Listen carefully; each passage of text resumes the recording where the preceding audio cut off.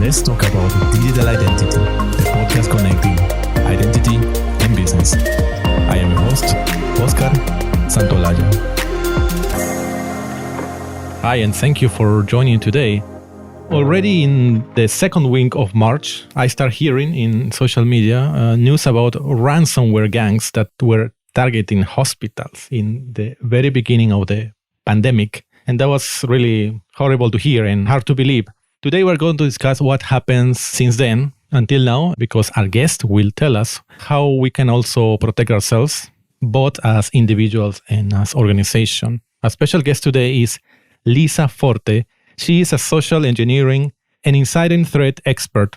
She is a partner at Red Goat Cybersecurity and host of the Rebooting YouTube channel. Lisa is a regular on TV shows, documentary films, and news broadcasts. Her career started in a very unlikely place, working to stop pirates off the coast of Somalia. She worked in one of the UK police cybercrime units before starting Red Goat Cybersecurity.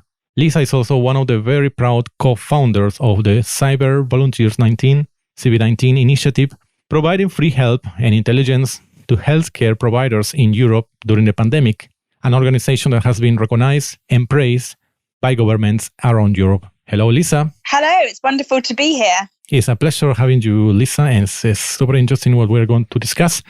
But first, I would like to hear how you started. What was your journey to this world of cybersecurity? So it was a bit weird because I actually studied law at university and I thought I was going to become a lawyer for many years. And then I got a job working for a private armed security company that put armed guards on board commercial ships to protect them from pirates. And I started working there and I started getting more interested in security and more specifically how pirates were targeting ships, because they were not targeting them at random. They obviously had intelligence on which ships had security and which ships did not.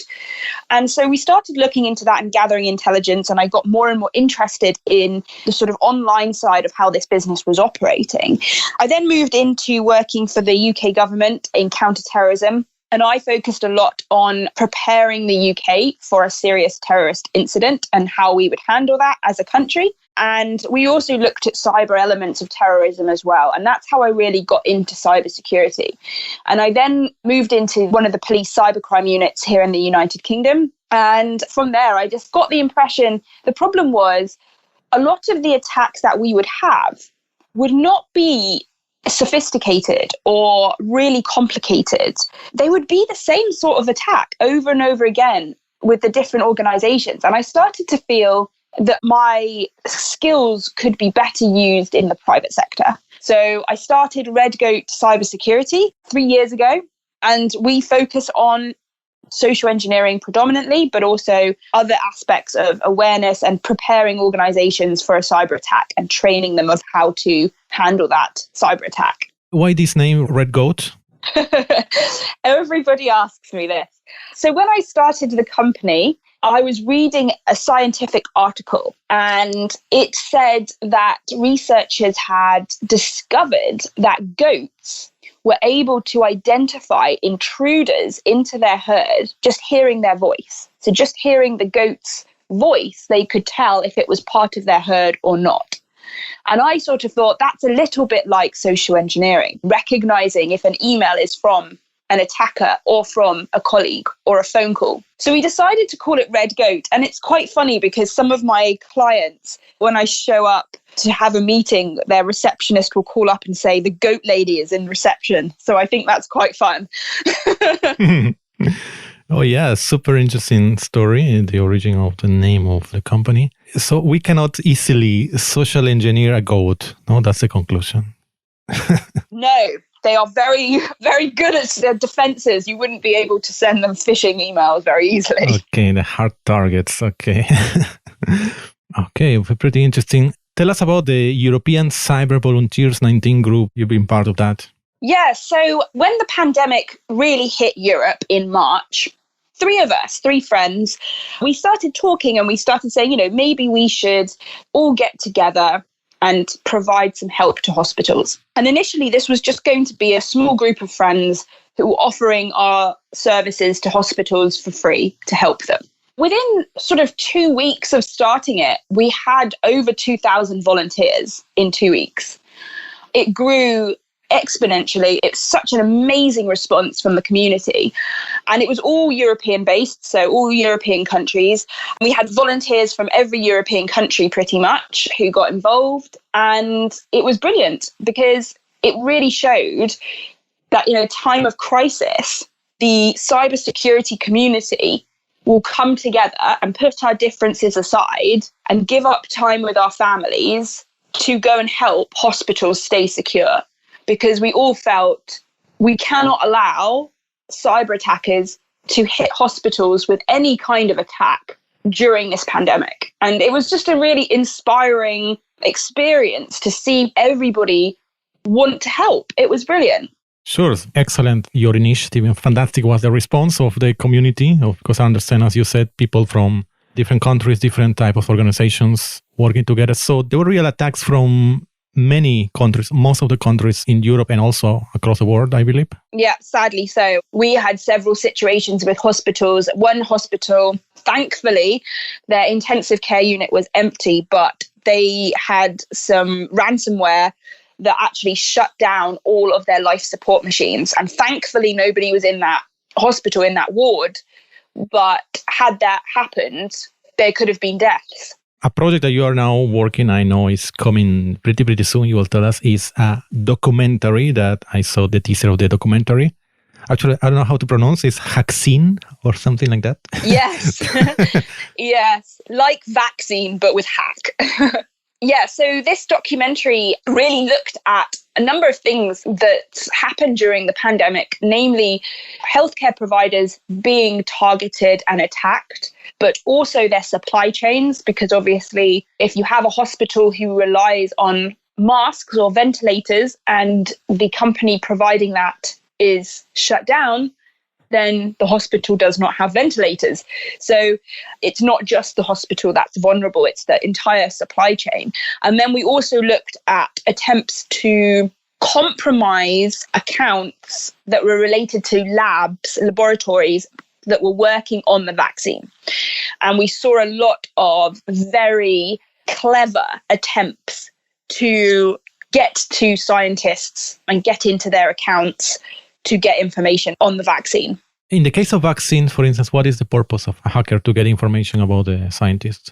Well, I think it's incredibly valuable information because at the moment, there is no real widespread vaccine that's had approval. If you compromise a scientist's account and you manage to get hold of the information and the research that they've done into the vaccine, you could sell that to another country. You can sell that to China, you could sell it to Russia, you could sell it to Venezuela or wherever you wanted to sell it for a large amount of money. I think the thing we saw a lot of was a lot of scientists being contacted on LinkedIn by strange LinkedIn profiles trying to get information as well. So I think it was very valuable from a financial perspective for attackers to get hold of this vaccine information. Sure, because actually there are many both countries and companies competing at this moment for having successful vaccination and being first, of course. Yes, definitely. Tell us more about the film itself, who had started the project of the film and how and when it's going to be released. So I think it's going to be released in a few days' time. I think it's either the 24th or the 25th of September. We've done the press day and everything for it already. It had the 3 cyber volunteer founders, so myself, my friend Daniel Card and Rad as well. And also people from Interpol, people from the EU, people from laboratories. So there was a lot of people involved in the making of this film.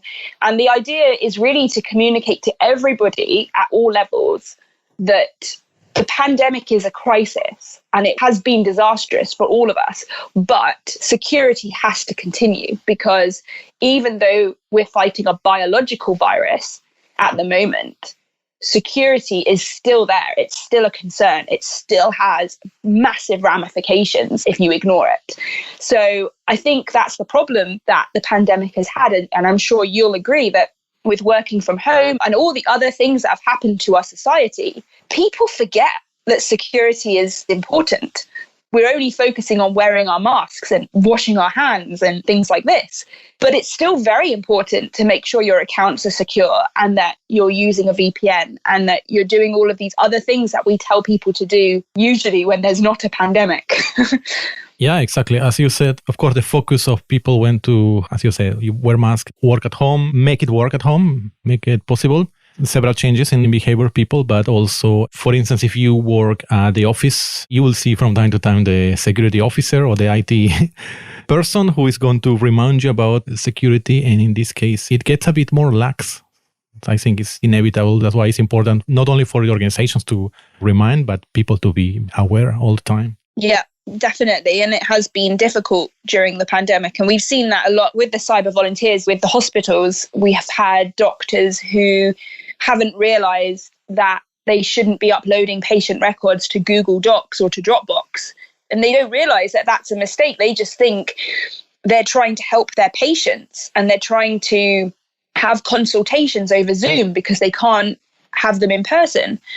They don't realize the risk to data. They're just trying to help their patients. So I think there was a lot of problems that came out of the sudden need to lock down Europe. And I think it provided attackers and cyber criminals with a real opportunity to make a lot of money as well, unfortunately. Where can we watch the film when it's ready?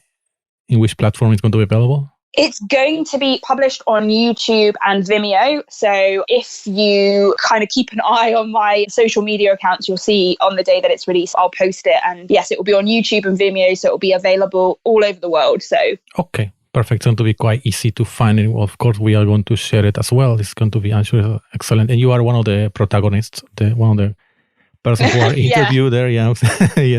Yes. For the ones who want to see you, not only hear you like now, they will have the chance to. Exactly. I don't know if I recommend watching me. I'm better over audio, I think, instead of having to look at me. What other ways, we're talking since March, since these first ransomware attacks, since then until now, how other ways that the hackers are exploiting the pandemic? So the other thing we saw a lot of a few months ago was the hospitals wanted to buy PPE, so masks and gloves and things like this. And we started to see fake companies being set up, mainly from Vietnam, but in other countries as well, selling masks and gloves and other things to hospitals. And one hospital spent just under 200,000 euros on masks from this company, and it didn't exist. It was all a scam. And we saw this a lot. Lots of scammers and fraudsters contacting hospitals and selling cheap masks, cheap parts and ventilators and all these different things. And they didn't exist. It was all a con. And I think a lot of money got spent fraudulently, which is a real shame. Yeah, it is. I also remember a few cases in different countries, of course, and the urgency of hospitals or governmental organizations for buying this equipment, and many of the suppliers, the ones that were found and the ones who were also, as you say, contacting the buyers were fake. So we can see, for instance, here, still is difficult to know the real identity of the organization that is trying to make business with you. And of course, there's still not everybody in hospitals, in the healthcare, and also in the government are so aware of doing this due diligence about verifying the identity of these providers. And I think also it's not just that, it's the rush that had to happen. You needed these masks tomorrow. It was really urgent. And because of that, you didn't have time to go and start looking into these companies. So you had to just trust that it was going to work. And I think because it was so urgent and we were running low on these supplies in Europe, it gave the attackers a real opportunity to make a lot of money. You see this all the time with, let's say that there's a hurricane or a wildfire or something happens, some disaster happens, and you always see these same sort of cyber criminals, scammers, taking advantage in this same way each time. And they are opportunistic, and this was an opportunity. Yeah, exactly. As you said, because of the urgency, a very short window of time, and the attackers are ready to use social engineering, anything they have. to exploit these situations. And how criminals are attacking identity today. We focus a bit more on the identity side. I think the issue we have with identity is twofold. We have a twofold problem. The first is that now more than ever before, we are posting a huge quantity of information about ourselves online, everywhere. On social media, when we sign up for things, we hand over data about ourselves and our identity so many times. And I think we also, as society, have a tendency, because we have so many accounts, to just start reusing passwords, because it's easier to have one password that you apply to every single account, your Facebook, your Amazon, everything, than it is to have 50, 60 different passwords. And I know from speaking to my friends that often that's what they do because it's easy.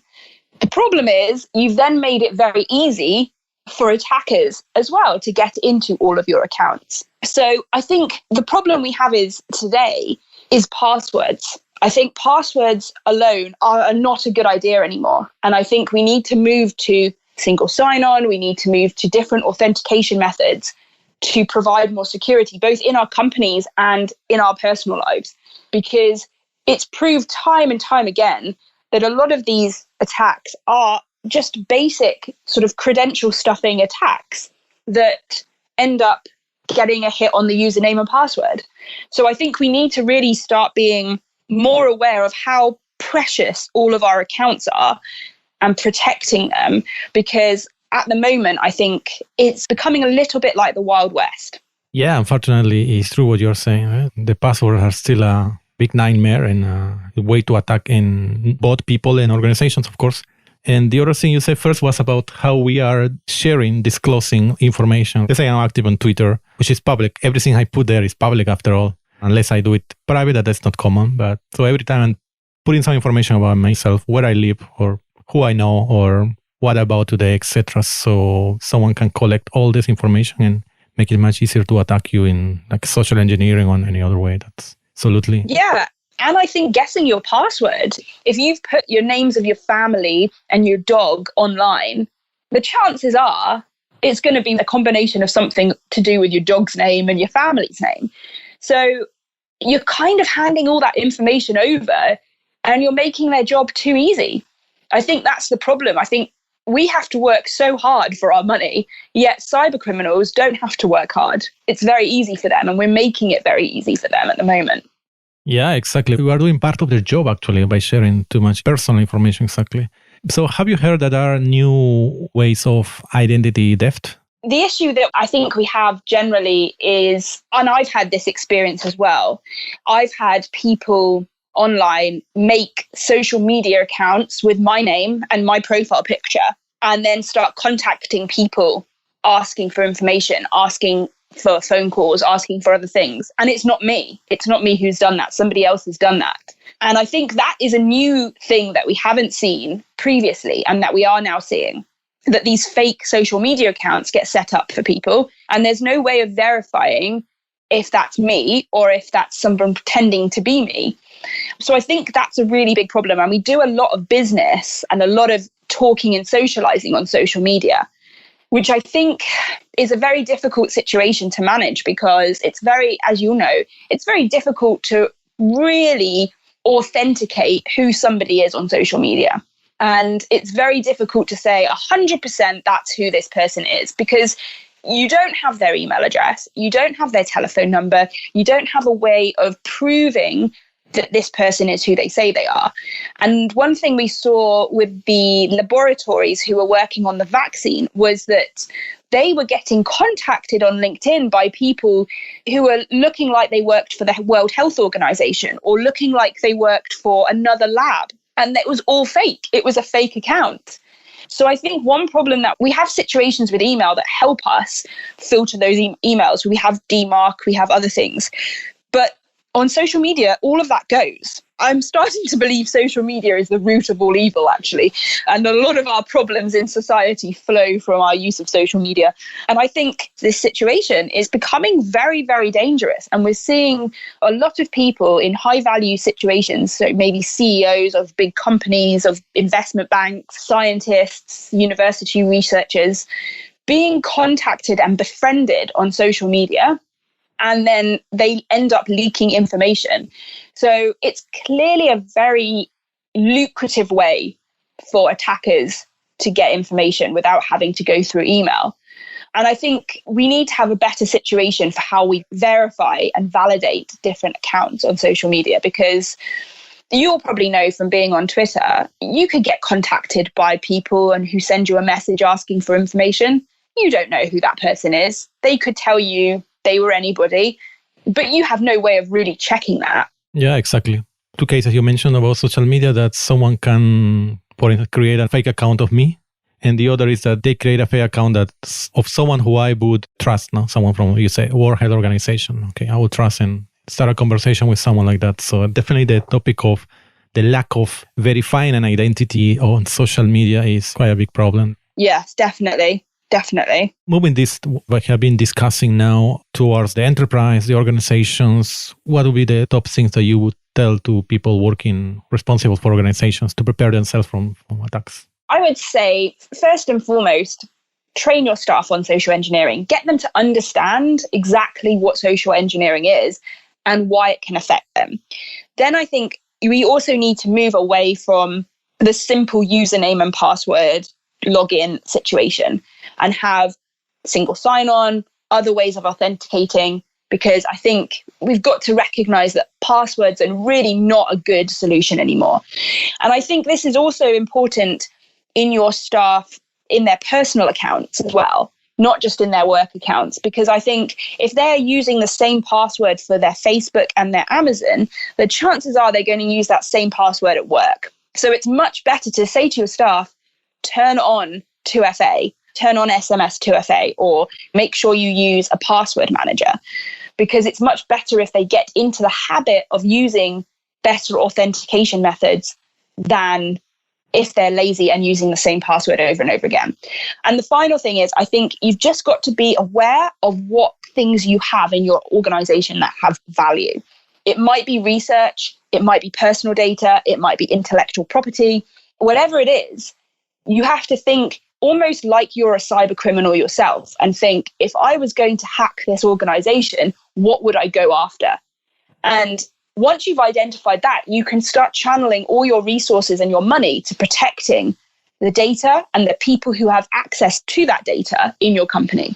And I think that's where we've got to start being a bit smarter and thinking like we are a cyber criminal. Yes, we have to, yes.